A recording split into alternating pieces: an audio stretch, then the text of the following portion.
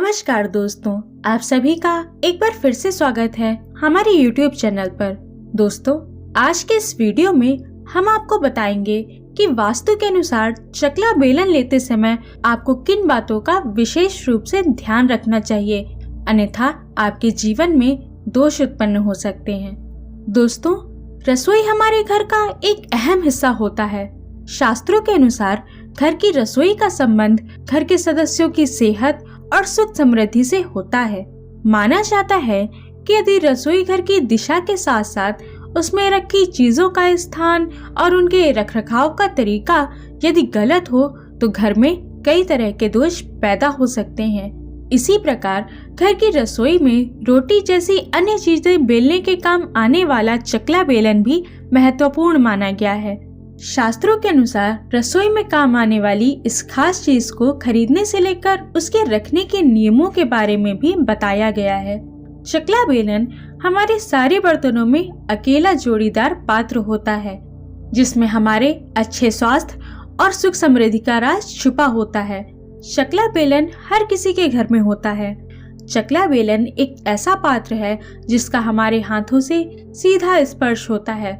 आज की इस वीडियो में हम आपको बताएंगे कि चकला बेलन को लेकर क्या जरूरी बातें हैं। तो आइए जानते हैं कि दोष हानि से बचने के लिए रसोई में चकला बेलन रखते समय आपको किन बातों का ध्यान रखना चाहिए।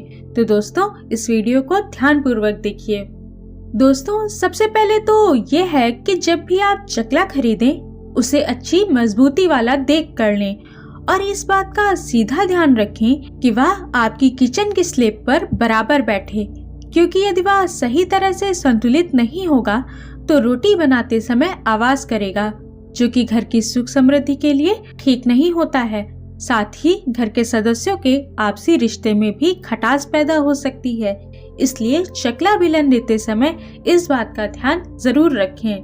अगर आप चकला बेलन लकड़ी का लेते हैं तो यह बहुत ही अच्छा होता है, क्योंकि यदि वह स्टील का होता है तो उसके शनि से प्रभावित होने की संभावना थोड़ी बढ़ जाती है। इस पर रोटी बनाने से पहले थोड़ा दूध और थोड़े दही का छिड़काव करके उससे साफ करने के बाद रोटी बनानी चाहिए। इसके साथ ही यदि आपको संगमरमर के सुंदर चकला बेलन मिलते हैं तो आपको बता दें कि संगमरमर चंद्रमा से प्रभावित होते हैं, इसलिए उसे उपयोग करने से पहले उसमें नमक डालकर साफ कर दें और उसके बाद ही रोटी बनाएं। रोटी बनाते समय चकला बेलन पर सीधा तेल नहीं लगाना चाहिए, क्योंकि तेल शनि से प्रभावित होता है। आप जब भी चकला बेलन लेते हैं तो उसके रंग का भी ध्यान रखना चाहिए। खास करके संगमरमर और अन्य रंग के भी चकला बेलन मिलते हैं। आपको अर्ध रंग के चकला बेलन लेने चाहिए, नीले या काले रंग के चकला बेलन ना लें। चकला बेलन लेते समय पीले, भूरे या हरे रंग के चकले बेलन लेना शुभ होता है। चकला बेलन लेते समय आपको इस बात का भी ध्यान रखना चाहिए कि दोनों एक जैसे होने चाहिए, यानी कि चकला बेलन दोनों लकड़ी के या स्टील के होने चाहिए। यदि आप एक चीज स्टील की और दूसरी चीज लकड़ी की उपयोग करेंगे तो ऐसा करने से आपकी उसमें ज्यादा ऊर्जा लगेगी, इसलिए दोनों का मटेरियल एक जैसा होना चाहिए। इसके अलावा प्लास्टिक के चकला बेलन भी बाजार में मिलते हैं। आपको उसका भी उपयोग स्वास्थ्य को ध्यान में रखकर नहीं करना चाहिए। चकला बेलन लेते समय आपको इन बातों का भी ध्यान रखना चाहिए कि जब भी आप बेलन खरीदें तो उसके फेरने वाले भाग की लंबाई चकले के व्यास के बराबर होनी चाहिए, यानी कि दोनों के बीच थोड़ा बहुत अंतर चल सकता है, लेकिन अधिक अंतर नहीं होना चाहिए कि आपका बेलन चकले की तुलना में अधिक लंबा या छोटा हो। इसलिए इसके साइज का ध्यान जरूर रखें। चकला बेलन में अगर दरार आ जाती है तो यह भी सही नहीं होता है, क्योंकि उसके बाद अक्सर आटा उसमें फंस जाता है, ठीक तरह से वह साफ नहीं होता है, जो कि आपके स्वास्थ्य के लिए ठीक नहीं है। इसलिए यदि आपका चकला बेलन खराब हो गया है तो उसे तुरंत बदल देना चाहिए, क्योंकि इससे घर में दरिद्रता का वास होता है। जब भी आपकी रसोई में चकला बेलन खराब हो जाए या टूट जाए या फिर चकला बेलन में से कोई भी एक टूट जाए तो आपको दोनों को साथ में रसोई से हटा देना चाहिए। लेकिन इस बात का ध्यान जरूर रखें कि आपको उसे फेंकना नहीं है, बल्कि चकला बेलन दोनों को लेकर एक हरे कपड़े में रख करके उसमें थोड़ा सा नमक डाल, ताकि किसी की कोई बुरी नजर न लगे, इसलिए उन्हें अच्छे से ढककर पूरे आदर सम्मान के साथ उन्हें विदा करना चाहिए। हर घर में अलग अलग तरह की रोटी बनाते हैं, कोई बड़ी रोटी बनाता है तो कोई छोटी छोटी। तो आपको बता दें कि आपको अपनी इस आदत का भी ध्यान रखना चाहिए। जी हाँ, बड़े चकले पर छोटी रोटी बनाना और छोटे चकले पर बड़ी रोटी बनाना यह ठीक नहीं होता है। ऐसा करने से दोष उत्पन्न होता है, इसलिए इनका ध्यान रखें और रोटी के साइज के अनुसार ही चकला बेलन लेना चाहिए। रोटी कभी भी स्लेब पर नहीं बनानी चाहिए। रोटी को बनाते समय चकला बेलन दोनों का साथ में उपयोग करना चाहिए। यह रसोई घर का एकमात्र जोड़ीदार बर्तन होता है। इनका अलग उपयोग करने से दोष उत्पन्न होते हैं, इसलिए इन्हें साथ ही में उपयोग करना चाहिए और इन्हें साथ ही रखना चाहिए।